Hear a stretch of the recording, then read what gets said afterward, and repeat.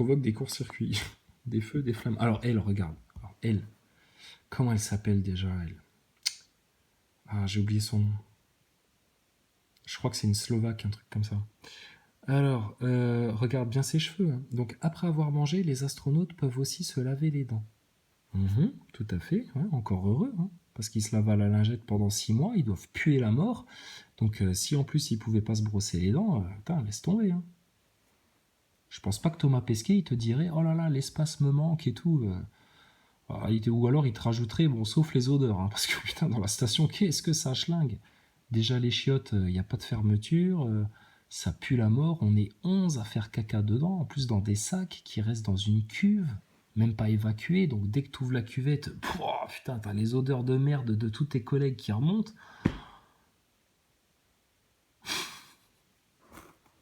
Donc ils se lavent les dents.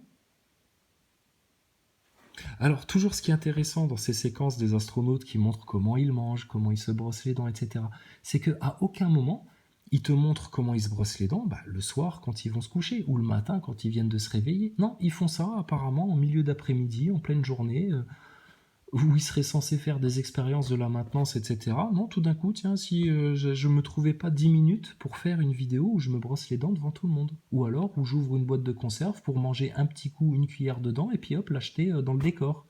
Parce que c'est ce qu'ils font. Ils prennent la nourriture, les boîtes de conserve, tu sais, ils mangent un coup dedans, puis après le truc, ils te le balancent dans le décor. Puis ça vole comme ça en apesanteur.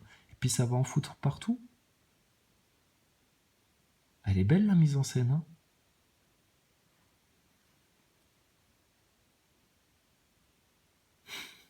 Vous les voyez jamais manger tous ensemble dans une vidéo, partager un repas et tout. Là, la vidéo de groupe qu'ils t'ont fait en arrivant dans l'ISS, là où ils sont 11, c'est une prouesse technique, ça, pour les studios de la NASA. C'est des glands à la NASA. À Hollywood, ils sont meilleurs. Mais en évitant d'ouvrir la bouche. Mais qu'est-ce que tu racontes? Ils mettent des gouttes d'eau partout, ils s'en fichent. Il y a des systèmes d'aspiration, on te dit.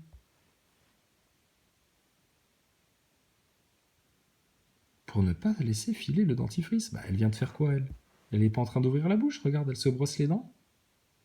Elle avale et elle te parle. Celui-ci est comestible? Ah bon? Il est comestible?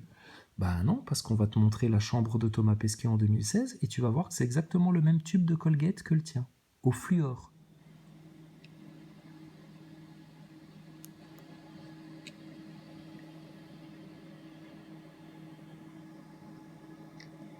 Bonjour à tous, je suis Thomas Pesquet, astronaute de l'Agence spatiale européenne en mission à la Station spatiale internationale.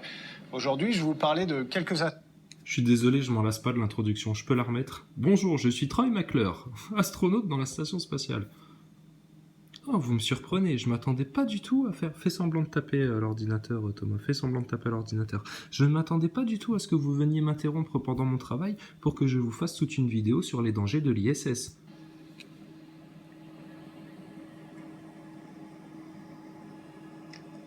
Bonjour à tous, je suis Thomas Pesquet, astronaute de l'Agence spatiale... Mais comédien avant tout, tu joues trop bien la surprise, Thomas, c'est super bien fait.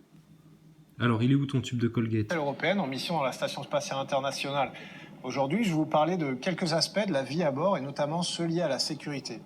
Ici, on se trouve dans le module qui s'appelle Node 2, où les astronautes s'installent pour dormir. Donc, comme vous le voyez, on dort accroché. Oui, ta gueule. Oui, dans un sac de couchage accroché à la verticale dans ton placard. Alors, tu le vois, le tube de Colgate, là? Voilà, c'est le même que celui que t'as dans ta salle de bain. Oui, comestible de rien du tout, c'est le même que t'achètes dans ton supermarché, c'est le même emballage. Exactement le même. Voilà, encore une fois, un mensonge, une contradiction de ta putain de NASA, de mes fesses. Donc quand les astronautes avalent leur dentifrice, c'est pour faire quoi? Pour que tous les bébés NASA Boy, les petits NASA Boy de 7, 8 ans, 10 ans, fassent comme leurs astronautes préférés et avalent leur dentifrice? Et après, ça donne quoi? Ça donne des Stardust de 30 balais, complètement shootés au fluor, qui ont le cerveau complètement endormi? Et qui réagissent même plus à rien, qui sont déjà zombifiés avant d'avoir pris la picouse? Bravo la NASA, on est fiers de vous. Alors, il n'y a pas de douche en revanche dans l'ISS. On savait pas ça. Il n'y a pas de douche. La toilette se fait avec une solution savonnée, à appliquer sur tout le corps.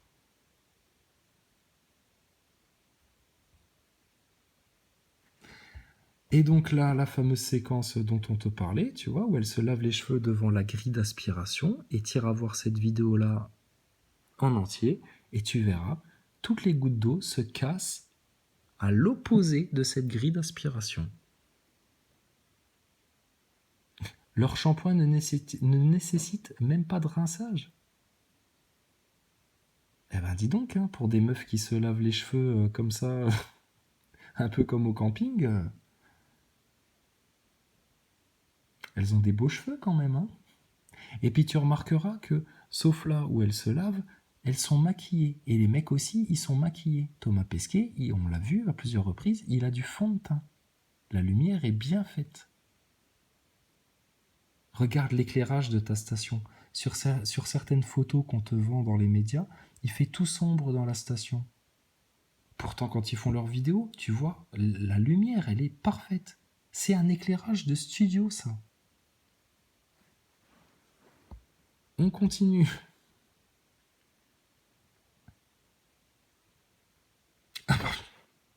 Quant aux besoins, bah écoutez, la vidéo de référence, hein, c'est la vidéo de Chris Cassidy, le grand benet américain de cette grande supercherie. Et puis, donc, quant aux besoins, BFM TV, vous nous racontez quoi? Les astronautes urinent dans ce tuyau qui aspire les liquides. Alors, il y a des filles dans votre rédaction, BFM TV? On pourrait avoir leur réaction. Une fille, ça fait pipi comment là-dedans? Elle se colle ça à la vulve? Ça doit être vachement agréable, dis donc. Ils auraient pu faire un truc alors un peu profilé pour recevoir la vulve d'une femme. Non, pas du tout. Ils t'ont fait le truc droit, raide. Colle-toi ça sur la techa et laisse-toi faire, ça aspire tout seul. Mais fais pas aspiration trop forte, hein, parce que sinon tu vas avoir les lèvres un peu gonflées. Hein. Puis vous amusez pas à le mettre sur la bouche pour faire des blagues aux copains une fois que vous avez assez joué avec vos déguisements de singe. Parce que niveau hygiène, tout le monde, les 11 astronautes là, ils vont faire pipi là-dedans. Parce que le petit embout en plastique, là, si tu regardes la vidéo de Chris Cassidy en entier, il la change pas. Hein. Il passe juste un petit coup de lingette autour, tu vois, histoire de dire, allez hop. Mais tout le monde urine là-dedans. Eh ben dis donc, hein, l'hygiène, hein, c'est un peu dégueulasse. Donc comment on fait pipi, comment on fait caca, comment on se brosse les dents, comment on mange. Ouais d'accord, les expériences maintenant là. Qu'est-ce que c'est que cette histoire de vieillissement réversible là? Je prends 10 ans en 6 mois et c'est un vieillissement réversible. Ah bah oui, mais ils peuvent pas le savoir puisqu'ils n'ont pas encore fait les études sur les mini-cerveaux, puisque là, il va seulement les faire, les expériences sur les mini-cerveaux. Ah bon? Bah alors comment il peut savoir s'il n'a pas encore fait les études sur les mini-cerveaux qui prend 10 ans en 6 mois, connard? Et pourquoi en 2016 déjà il en parlait de ses études sur les mini-cerveaux, etc. Même pas il se renouvelle dans le dialogue. Et vous voyez rien, les nazaboys. Et les médias, encore moins. Si vous attendez que les médias vous révèlent la vérité, putain, vous allez attendre encore 1000 ans, hein, les neuneux. Hein. Vous en aurez pris des picous et des rappels hein, d'ici là. Hein. Et donc pour le popo, ils font comment? L'urine est ensuite recyclée. Ah ouais, bah alors là, grosse question. Vous recyclez votre urine. Alors comment vous rajoutez les oligo-éléments dans la flotte? Ils sont pesés comment en apesanteur, les oligo-éléments? Que vous êtes forcément obligé de rajouter dans la flotte, puisque dans ton urine, logiquement, c'est les déchets. Tous les nutriments qu'il y a dans l'eau que tu bois, bah, ils vont dans ton corps, ils sont utilisés par ton corps. Donc dans ton urine, il n'y a quasiment plus rien. Donc tu es obligé de la réenrichir en oligo-excréments. Là. Tu es obligé de l'enrichir en nutriments. En zinc, en magnésium, en ce que tu veux. Et donc, comment c'est pesé ça en apesanteur? Pour devenir de l'eau potable. Ah ouais, comme par magie, comme ça. Le café de demain, le café d'aujourd'hui devient le café de demain dans la station spatiale. Mais putain, mais... Tu l'as vu la posture de Thomas Pesquet quand il te raconte ça? T'as vu ses genoux, comment ils sont raides? Il est pas suspendu à un câble, là? Vous êtes aveugle, hein? Et donc le popo, ça se passe comment là? Et pour les grosses commissions, vas-y, fais-nous rêver. Les astronautes font dans ce sac plastique. Parfait. Bon, ben les nazaboys, chasseurs de platistes, citoyens circonspects, fanatiques 69, BFM TV vient de vous mettre une cartouche dans la tête. Parce que quand nous, on vous montre cette image-là et qu'on vous dit, regardez, les astronautes font caca dans un sac plastique, en apesanteur, comment ça tombe là-dedans? par aspiration. Mais comment tu veux faire une aspiration alors que tu fais dans un sac plastique? Et BFM TV, vous avez vu la contenance de ce sac plastique? Je mets au défi n'importe qui de votre rédaction de faire caca et de mettre ses essuies là-dedans sans que ça déborde. Et donc pour leurs besoins, ils font dans un sac plastique. Bah alors donc, les chiottes aspirantes de la station spatiale, ça n'existe pas. On nous a raconté n'importe quoi pendant des années. Ils ont des chiottes aspirantes, des chiottes aspirantes, des chiottes aspirantes.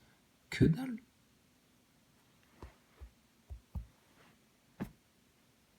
Et donc, vos lingettes vont aussi dedans. Merci BFM TV de montrer ça au NASA Boy de manière officielle. Et tu le pousses avec ta main. Et tu le pousses, regarde, c'est BFM TV qui te le montre, hein, avec le fameux bâton pousse-crotte. Que tu tapotes, regarde bien ce détail, que tu tapotes sur le bord de la cuvette. Tac, tac, t'as vu? En apesanteur, tu fais ça? Mais t'as vu ça où, toi? Parce que si t'as de la matière fécale au bout de ton bâton, en le tapotant comme ça sur le bord, t'es sûr d'en foutre partout. Bon, et là, c'est qui s'amusait à faire une dédicace au marqueur, là, sous la cuvette des chiottes? Pourquoi faire? C'est quoi leur délire aux astronautes, là? C'est pas assez propre? C'est pas assez sale? Qu'est-ce qui leur arrive? Ça te manquait, l'ambiance chiotte publique sur la Terre? Il fallait que tu mettes ton petit tag sur les WC? Donc au final, ce tuyau-là, en vulgaire PVC, avec un serre-joint complètement minable pour la NASA, là, et mis de travers en plus, là, ça sert à quoi? Et regarde où ils vont, hein, tes sacs à merde, hein, dans cette cuve-là.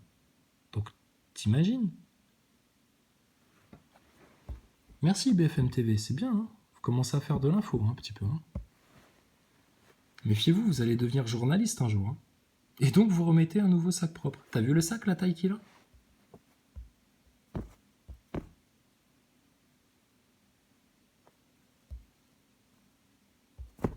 T'as vu le sac, la taille qu'il a? Toi, tu fais caca là-dedans, toi? Et tu mets tous tes papiers là-dedans? Désolé, moi, peut-être parce que je suis pas astronaute, j'y arrive pas. Et le gros russe moustachu qui coupait les cheveux à Chris Cassidy tout à l'heure, bah vas-y, j'aimerais bien le voir faire ça. Thomas Pesquet, j'aimerais bien le voir faire caca là-dedans, tiens. Ça peut être rigolo. Et alors, en apesanteur, il colle son cul sur le trou. Hein? Alors, tu remarqueras que le sac, il n'y a aucune fermeture hermétique, aucun zip, rien du tout. Donc le truc, il le laisse à peu près un peu ouvert, tu vois, tout bêtement. Et puis, il le pousse comme ça au fond de la cuve, en apesanteur. Où la moindre impulsion, ça fait gicler tout en l'air. Mais ça doit être un tas de merde, en fait, leur chiotte dans la station ISS, là. Donc l'autre question qu'on pose, tu poses ton cul là-dessus pour faire caca, et ça t'arrive jamais de faire caca et pipi en même temps? Ah, tu le rentres comment, le ziozio, là-dedans? Là et les filles, elles font comment, là? C'est du lourd, hein. Donc tu pousses avec tes doigts, hein, bien entendu, alors que le truc il est même pas fermé hermétiquement, le bâton, bien entendu. Et alors donc, la question qui se pose, une fois que tu poses ton fion là-dessus, là, au moment où tu t'essuies, tu es obligé de lever le fion pour pouvoir accéder à la phase au protocole de la phase essuyage. Au moment où tu lèves tes fesses, il n'y a pas une aspiration là par contre qui se crée et qui ferait que toute ta merde que tu as mis dans le sac, qui est en apesanteur dans le sac, hein, elle ne tombe pas, il n'y a pas de gravité. Là, qu'est-ce qui l'empêche d'être aspiré par ton cul et puis de remonter vers le haut? T'imagines le bordel de chier dans la station? Et tout ça, je te le rappelle, sans les mains. Hein, parce qu'il n'y a aucune ceinture, aucune bretelle qui te permet de te tenir le cul aux chiottes et que tu es obligé de te tenir avec les deux mains à des poignées qui sont de chaque côté. Donc là, va falloir des vraies explications là maintenant, hein, parce que ça va trop loin. Et t'as vu? C'est une histoire de merde, hein, la station spatiale. Hein. Ouais, on te l'avait dit hein, dès le départ. Hein. C'est bien, regarde, c'est BFM TV qui te le montre. Et ils doivent regarder des vidéos de complotistes BFM TV, hein, parce que apparemment, c'est pas tombé dans l'oreille d'un sourd cette histoire de bâton pousse-crotte qu'on tapote sur le bord des chiottes. Et vous remettez un nouveau sac propre. Tout simplement. Un nouveau sac propre. Avec, bien entendu, aucune fermeture hermétique. En apesanteur. Et même sur Terre, tu ferais pas ça. Même dans un camping-car, tu ferais pas ça. Et eux, à la NASA, et ça a coûté 300 millions de dollars, les WC de la station ISS. Putain, mais file-nous 5000 balles, hein. Nous on t'en fait 10, hein, des comme ça. Facile, hein. Ça nous prend 2 après-midi. Hein. Regarde ça. Et donc les selles sont ensuite évacuées dans l'espace. Comment précisément? Vous les passez par où? On peut voir cette opération là de l'astronaute qui récupère la cuve à merde là et puis qui va la balancer par-dessus bord.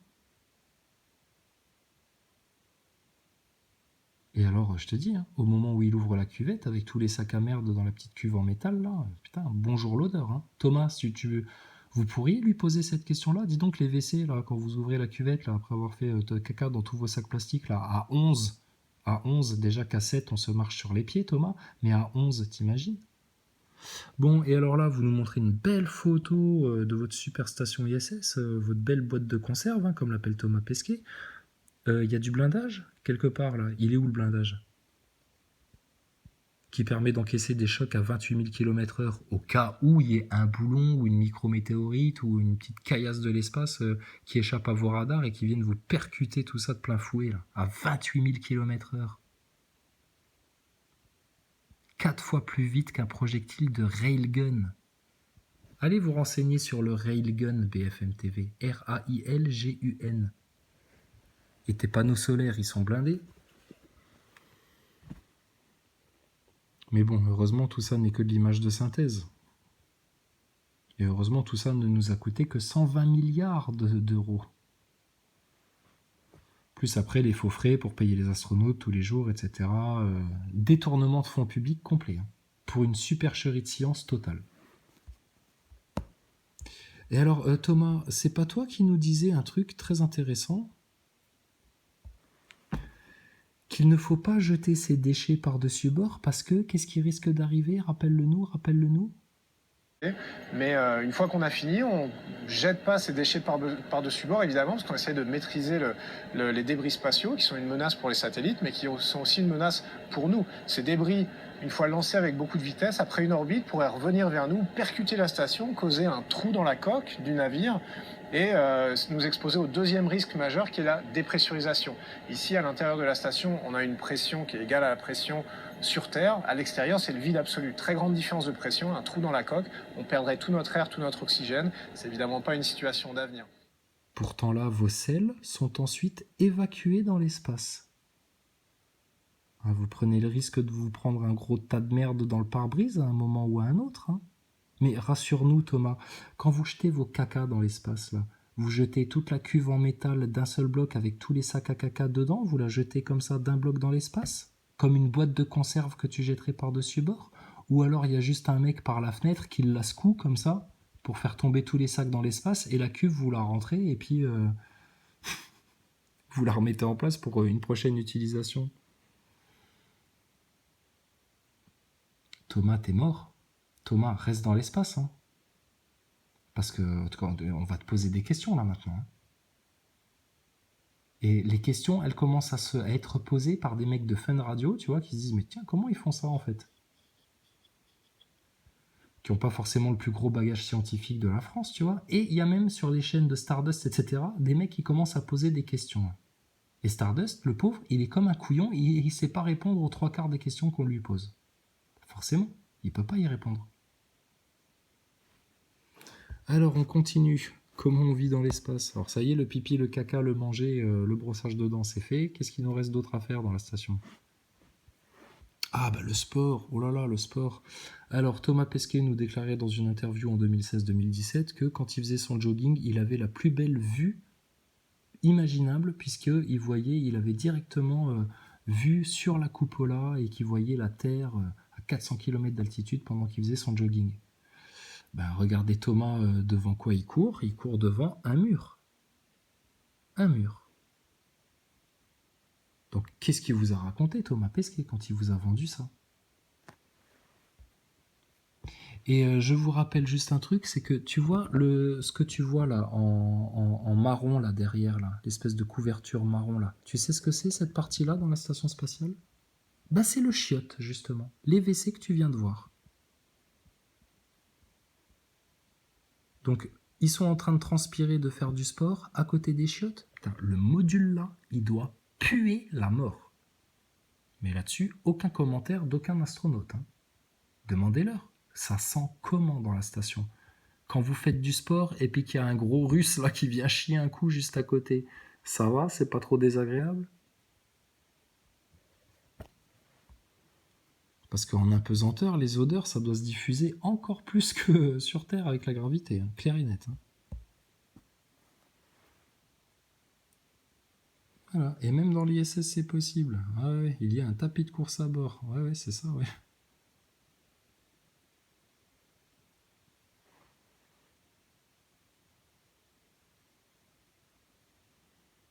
Voilà, un peu de muscu, un peu de truc, un peu de machin. Et alors, attends, on va pas trop vite là.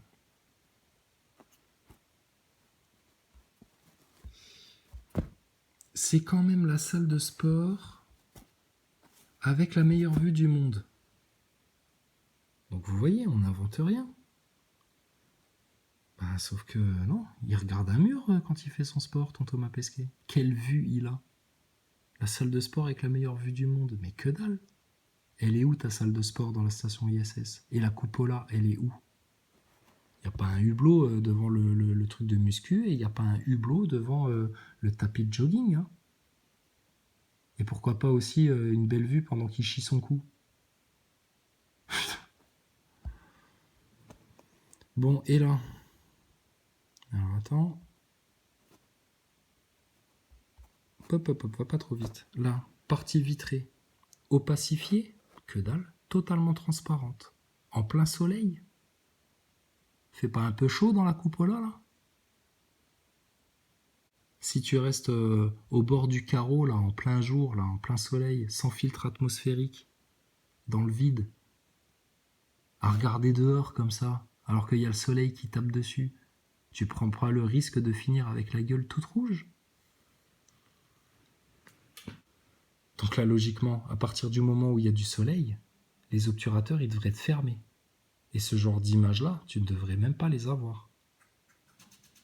Mais tu vois des vidéos de Thomas Pesquet en plein soleil, en train de bronzer dans la cupola. Il n'est pas en train de bronzer, là. Il est en train de cramer sa peau.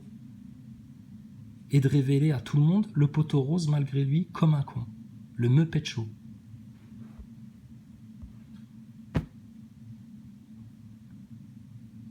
Mais pour se reposer, on est loin de la chambre 5 étoiles. Alors, bah ça tombe bien, mais BFM, vous nous mâchez le travail là. Attends. Non, c'est pas dans cette vidéo là. On va te la montrer dans une autre.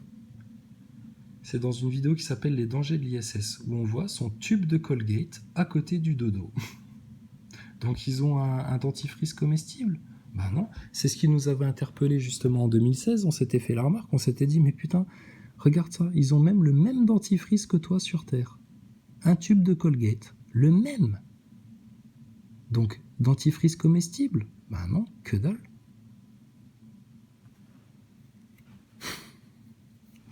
Donc, y penser là.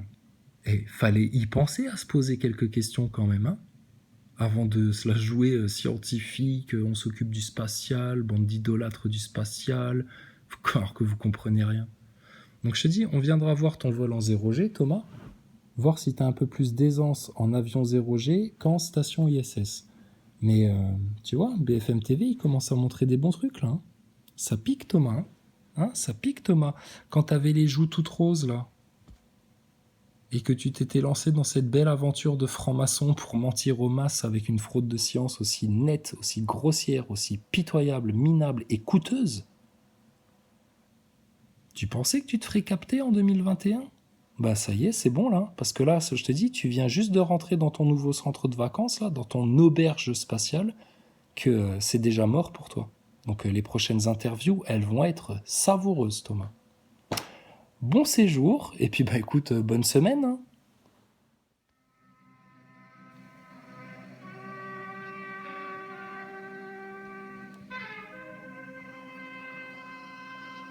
Aucune étoile.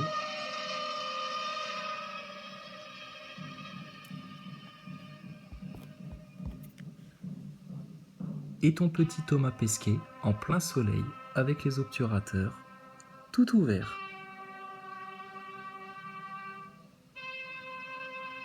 Aucune étoile. L'espace sans étoiles. Au nom d'Allah, le tout miséricordieux, le très miséricordieux. Sur quoi s'interrogent-ils mutuellement?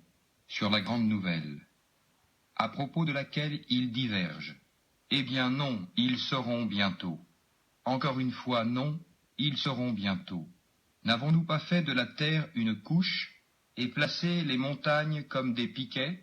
Nous vous avons créé en couple et désigné votre sommeil pour votre repos, et fait de la nuit un vêtement, et assigné le jour pour les affaires de la vie, et construit au-dessus de vous 7 cieux renforcés, et y avons placé une lampe, le soleil, très ardente, et fait descendre des nuées une eau abondante, pour faire pousser par elle grains et plantes, et jardins luxuriants. Le jour de la décision, du jugement, a son terme fixé. Le jour où l'on soufflera dans la trompe, vous viendrez par troupes, et le ciel sera ouvert et présentera des portes, et les montagnes seront mises en marche et deviendront un mirage. L'enfer demeure aux aguets, refuge pour les transgresseurs. Ils y demeureront pendant des siècles successifs. Ils n'y goûteront ni fraîcheur ni breuvage, hormis une eau bouillante et un pu, comme rétribution équitable, car ils ne s'attendaient pas à rendre compte, et traitaient de mensonges continuellement nos versets, alors que nous avons dénombré toutes choses en écrit. Goûtez donc, nous n'augmenterons pour vous que le châtiment. Pour les pieux, ce sera une réussite, jardins et vignes, et des belles aux seins arrondis, d'une égale jeunesse, et coupes débordantes. Ils n'y entendront ni futilité ni mensonge, à titre de récompense de ton Seigneur et à titre de don abondant, du Seigneur des cieux et de la terre et de ce qui existe entre eux, le tout miséricordieux. Il n'ose nullement lui adresser la parole. Le jour où l'Esprit et les anges se dresseront en rang, nul ne sera parlé, sauf celui à qui le tout miséricordieux aura accordé la permission et qui dira la vérité. Ce jour-là est inéluctable. Que celui qui veut prenne donc refuge auprès de son Seigneur. Nous vous avons averti d'un châtiment bien proche, le jour où l'homme verra ce que ses 2 mains ont préparé. Et l'infidèle dira, hélas pour moi, comme j'aurais aimé n'être que poussière.